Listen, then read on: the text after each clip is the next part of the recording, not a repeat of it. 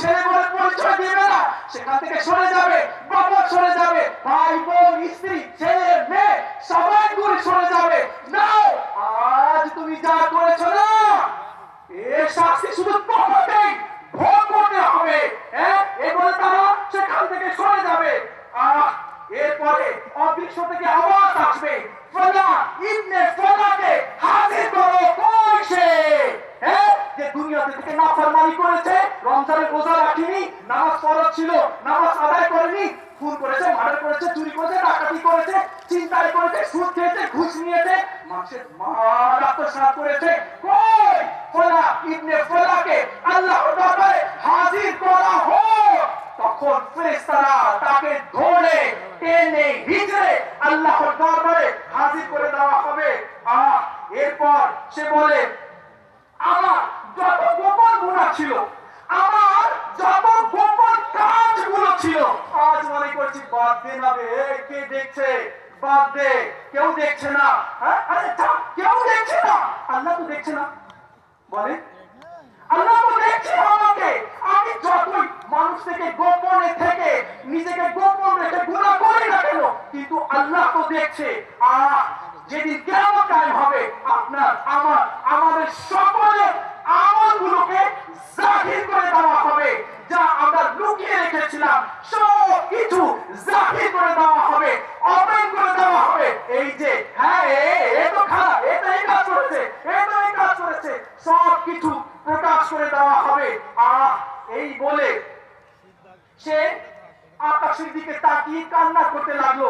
আব্দুল্লাহ ইবনে আব্বাস তার এই অবস্থা দেখে কান্না করলো আর বলল, তুমি গুনাহকে নিশ্চিহ্ন করার জন্য কত সুন্দর না তুমি পলিসি তুমি ধারণ করেছো, এখতিয়ার করেছো। যদি তুমি কাফের হয়ে থাকো তাহলে সবাইকে এমনই হওয়া উচিত। সেই কাফের আমাদেরকে বুঝিয়ে গেল কি হ্যাঁ আমরা কি করছি আর আমাদেরকে কি করতে হবে। প্রিয় ইসলামী ভাইয়েরা, দেখুন এই যে কথাগুলো হলো, এটা বাস্তব রয়েছে, এটা হকিকত রয়েছে, এটা সত্য রয়েছে। এ থেকে বিন্দু মাত্র কেউ অস্বীকার করতে পারবে না। কিন্তু আমরা তো অস্বীকার করছি, আমরা যা ইচ্ছে তাই করছি, যেখানে ইচ্ছে সেখানে যাচ্ছি, যা ইচ্ছে তা বলছি, যা ইচ্ছে তা দেখছি, যা মন চাচ্ছে সেটাই আমরা করে নিচ্ছি। না না না, এমন করা যাবে না, কখনো করা যাবে না। আমরা মনে করছি করিনি না কি আছে, 2 দিনের দুনিয়া আছে, যা ইচ্ছে তা করিনি। আরে করে নিলে মশার কামড় তো সইতে পারছি না, তো এইসব গুনাহের কারণে আজব আমরা কিভাবে সইব? আর শুনুন প্রিয় ইসলামী ভাইয়েরা, কবরস্থান কোন জায়গা? কবরস্থান হচ্ছে শিক্ষার জায়গা, যা তোমাকে আখিরাতের ব্যাপারে চিন্তা করতে বাধ্য করে। কবরস্থানের শোকময় পরিবেশ, দুঃখময় বাতাস যেন নিজের ভাষায় ঘোষণা করছে, হে দুনিয়ার জীবনে মগ্ন থাকা মানুষেরা, তোমাদের সবাইকে একদিন এই বদ্ধভূমিতে কবরের গভীরে নামতে হবে।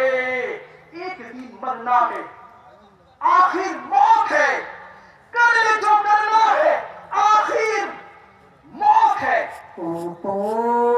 তোমার ভাবনে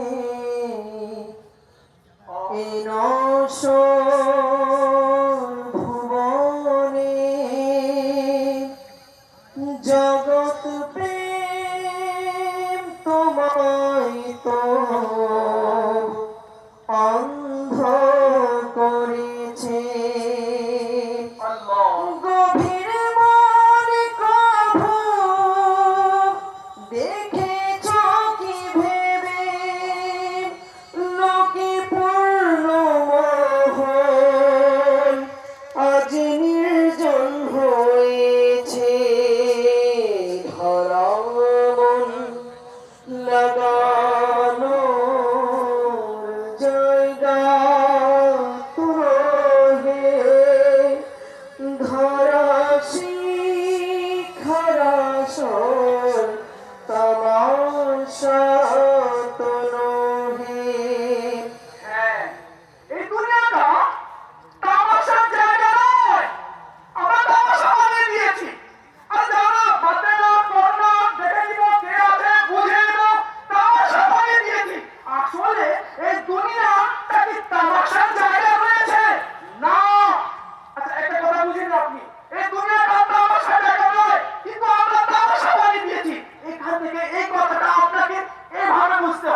আপনি, আমি, আমরা সবাই যারা মাদিনী চ্যানেলে এই সময় উপস্থিত আছে তাদের সবাইকে বলছি, আমরা এক জায়গায় ছিলাম না, আমরা এক জায়গায় ছিলাম না, আমরা ট্রাভেল করছি। কি করছি? ট্রাভেল করছি। আমরা স্থান পরিবর্তন করছি। এই পর্যন্ত আমরা কয়েকটি জায়গা পরিবর্তন করে এসেছি। এই পর্যন্ত আমরা কয়েকটি জায়গা ছেড়ে এসেছি। নাম্বার ওয়ান, শুনুন, নাম্বার ওয়ান, আপনি আমি যে জায়গা ছেড়ে এসেছি সেটা হচ্ছে আলামে আরওয়াহ, রূহের জগৎ। আপনি আমি সেখানে হাজারো লক্ষ বছর আমরা সেখানে ছিলাম। হ্যাঁ, এরপরে আল্লাহ আমাদেরকে মায়ের পেটে নিয়ে আসলো। আমাদের রূহকে, আপনার মায়ের পেটে, আমার রূহকে